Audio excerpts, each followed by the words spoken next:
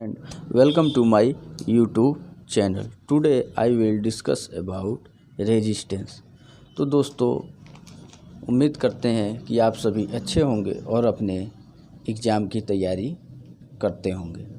तो दोस्तों, आज जो है हम रेजिस्टेंस के बारे में पढ़ेंगे और उसी पे कुछ आपसे बात करने के लिए मैं आया हूँ। तो देखिए, रेजिस्टेंस का हमने कुछ इस प्रकार सोचा है कि जब रेजिस्टेंस का यदि हम टॉपिक शुरू कर रहे हैं तो रेजिस्टेंस को अपने हिसाब से हमें जहाँ तक उचित लगता है ए से लेके जेड तक ख़त्म किया जाए, ताकि ऐसा न हो कि रेजिस्टेंस के अलग अलग टॉपिक के लिए अलग अलग हर एक बार हमें नया कुछ करना हो या देखना हो।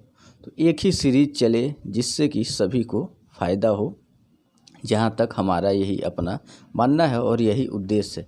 हमने इसके लिए कुछ जो है लिस्ट बना रखा है कि रेजिस्टेंस, जैसे रेजिस्टेंस क्या है, व्हाट इज़ रेजिस्टेंस, रेजिस्टेंस से रिलेटेड रूल क्या है, किसी कंडक्टर का रेजिस्टेंस डिपेंड किस पे करता है, कैसे करता है, वगैरह वगैरह। और फिर उसमें एक टेम्परेचर कोफिशिएंट ऑफ रेजिस्टेंस भी आता है।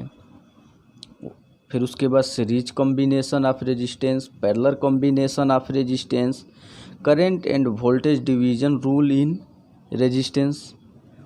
इसके साथ साथ ही केबल इंसुलेशन रेजिस्टेंस, फिर उसके बाद रेजिस्टिविटी, और उसके बाद उससे रिलेटेड क्वेश्चन जो एग्ज़ाम में पूछे जाते हैं रेजिस्टेंस से रिलेटेड, कुछ उनको कराया जाएगा, हर एक टॉपिक को कवर करने की कोशिश किया जाएगा। उसके बाद रेजिस्टेंस में जो है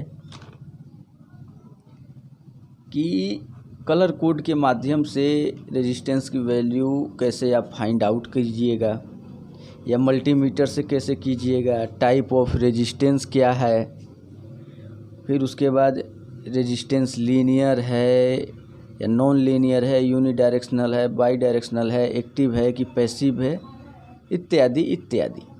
तो इस प्रकार रेजिस्टेंस से संबंधित जो भी हमें समझ में आया, इसके साथ ही प्योर रेजिस्टिव सर्किट, अर्थात कहने का मतलब ये है कि रेजिस्टेंस से जो भी चीज़ें हैं उनको एक ही बार में ख़त्म करने का प्रयास हम कर रहे हैं।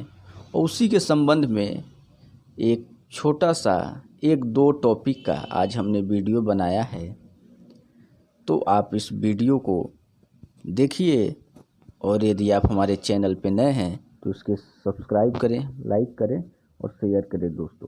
चलिए आगे बढ़ते हैं, क्योंकि वीडियो बहुत लंबा ना हो जाए। इसमें हमने दो टॉपिक को रखा है कि व्हाट इज रेजिस्टेंस और इसके रेजिस्टेंस से रिलेटेड रूल को आगे जो है इसी रेजिस्टेंस की सीरीज को बढ़ाते हुए क्रम बाई क्रम जो है जितना हमने टॉपिक आपको बताया है, इन सभी को एक ही बार में कराने का प्रयास किया गया है कि 2-3 वीडियो में जो है ये सारे रेजिस्टेंस के एक ही बार में कंप्लीट हो जाए। तो चलिए आइए देखते हैं दोस्तों। तो चलिए आइए शुरू करते हैं हम लोग। तो आप देख सकते हैं लिखा हुआ है व्हाट इज रेजिस्टेंस। तो हमने रेजिस्टेंस का डेफिनेशन ऊपर लिखा हुआ है, इंग्लिश और हिंदी दोनों में है। मैं एक छोटा सा डेफिनेशन आपको पढ़ के इसमें से सुना देता हूँ कि property of material which abstract the flow of electric current unit is ohm, अर्थात किसी भी पदार्थ का वह गुण जो अपने में से विद्युत धारा के प्रवाह का विरोध या बाधा उत्पन्न करता है, पदार्थ के उसी गुण को उसका प्रतिरोध कहते हैं।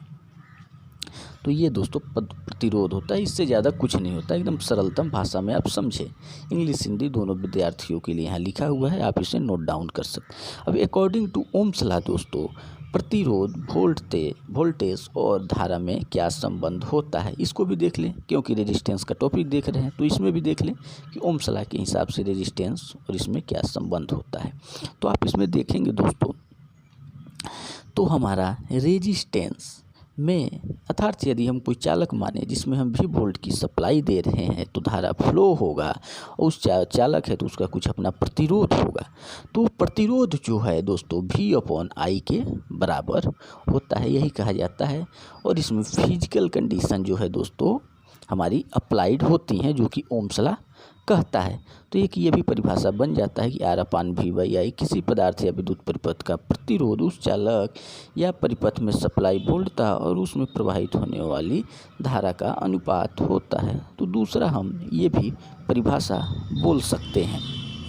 तो आप जैसा परिपथ में भी देख रहे हैं कि रेजिस्टेंस ही शो किया गया है, कंडक्टर का रेजिस्टेंस, उसमें भी वोल्ट की सप्लाई दी गई है, I करंट फ्लो हो रहा है, तब रेजिस्टेंस का इसमें क्या रिलेशन होता है। तो हमने पढ़ा कि प्रतिरोध क्या है दोस्तों, तो प्रॉपर्टी ऑफ मटेरियल है जो कि अपने में विद्युत धारा प्रवाहित होने का विरोध करता है। तो चलिए आइए हम अब अगला देखते हैं कि प्रतिरोध का नियम क्या है, अर्थात प्रतिरोध किस किस फैक्टर पे डिपेंड करता है। आपको अगले टॉपिक में ये दिखा। तो देखिए इसमें हमने टॉपिक लिखा है, इसको आप देख लें। अब इसके बाद ABCD है जिस पे कि रेजिस्टेंस डिपेंड करता है किस पे दोस्तों, कि हमारा कंडक्टर किस मटेरियल से बना है पहला, दूसरा उसका तापमान क्या है मटेरियल का, फिर उसके बाद कंडक्टर की लंबाई क्या है दोस्तों, फिर क्रॉस सेक्शनल एरिया, यहाँ आपको 1 से क्रॉस सेक्शनल एरिया प्रदर्शित किया गया है दोस्तों, इस पे डिपेंड करता है। तो कैसे डिपेंड करता है दोस्तों, तो देखिए कोई भी कंडक्टर है तो उसकी जो लंबाई है उसके डायरेक्टली प्रोपोर्शनल होता है रेजिस्टेंस और इन्वर्सली प्रोपोर्शनल होता है क्रॉस सेक्शनल एरिया के।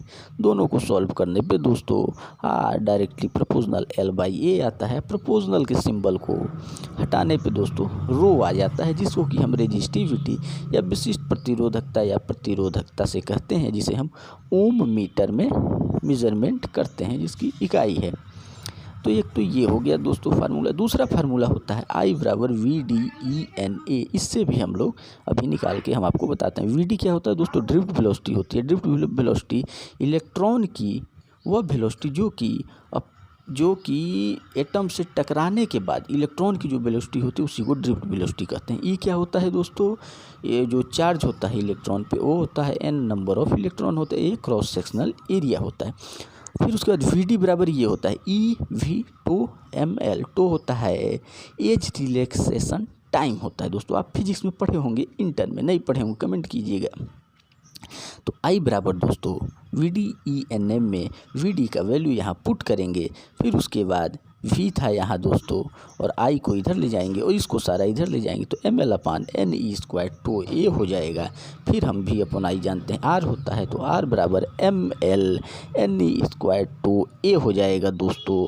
फिर उसके बाद m/ne² तो को हम रो मानते हैं, जो कि कांस्टेंट होता है, लेकिन ये भी चेंज हो सकता है दोस्तों। कब, टेम्परेचर पे। मान लीजिए कोई चालक है उसका बन गया है तो उसका मास तो नहीं चेंज होगा, उसमें नंबर ऑफ़ इलेक्ट्रॉन भी नहीं चेंज होंगे, लेकिन वो चेंज हो सकते हैं नंबर ऑफ़ इलेक्ट्रॉन कब, यदि टेम्परेचर बढ़ जाए तब फ्री नंबर ऑफ़ इलेक्ट्रॉन ज़्यादा संख्या में हो जाएंगे, और जो टो होता है एज रिलैक्सेशन टाइम वो भी हमारा घट जाता है। तो इस प्रकार है दोस्तों। हालांकि ये तो हमने रेजिस्टिविटी पे बात की, लेकिन ये जो होता है ये बन जाने के बाद ऑलमोस्टली जो है ये कांस्टेंट ही होता है, डिपेंड भी करेगा तो सिर्फ किस पे, टेम्परेचर पे दोस्तों। तो इस प्रकार R बराबर रो L/A आया। और कौन क्या है ये देखिए यहाँ साइड में लिखा हुआ है